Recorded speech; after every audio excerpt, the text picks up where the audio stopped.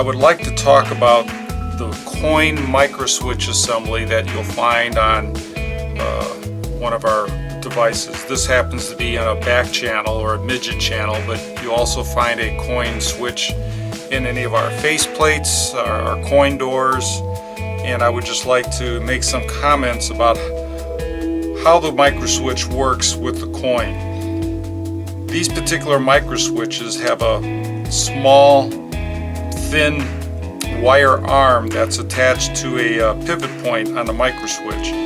And when these microswitches get activated by the coin, they actually are pivoting around a pivot point, and they have a rocking action like this. What's important with these wire switch arms is that they are free to move, so you want to make sure your wire switch arm is not rubbing on any metal path of the coin. There's different size channels for different diameter coins, and you want to make sure that the wire is not rubbing on any of those. When the coin goes past the wire, it pushes the wire down and it holds this switch closed for a certain amount of time. It's a finite amount of time.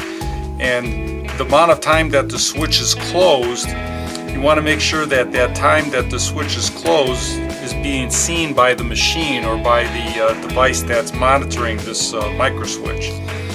If it appears that the coin goes through and the switch is activating too fast, you might be getting too small of a signal going to the host machine and it cannot recognize that very short pulse.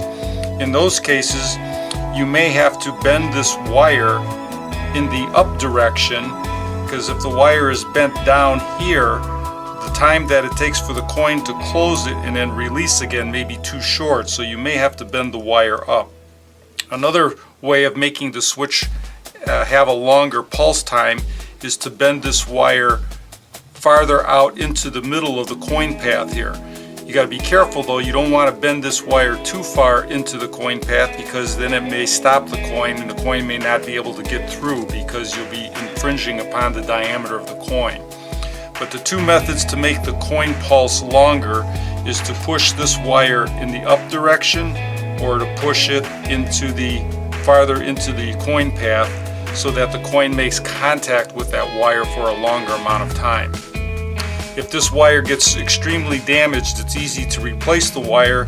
It simply hooks onto the pivot pin here. You could easily remove it with a pair of pliers by just sliding it off of this pivot pin in this direction here.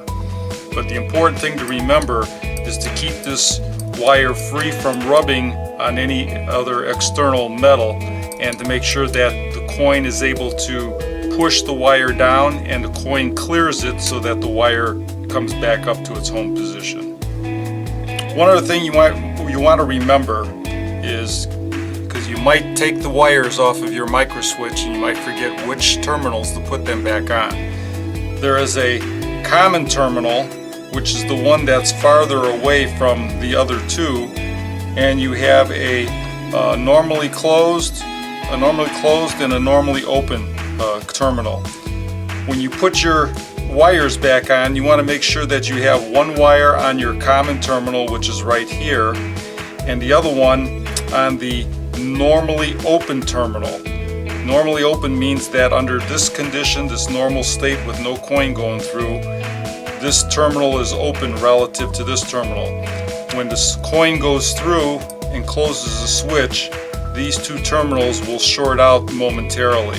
So these are the two terminals that you want to connect your wires to. Most logic and most machines are relying on a switch closure when the coin goes through. So these are the two terminals you want to use to activate the host machine.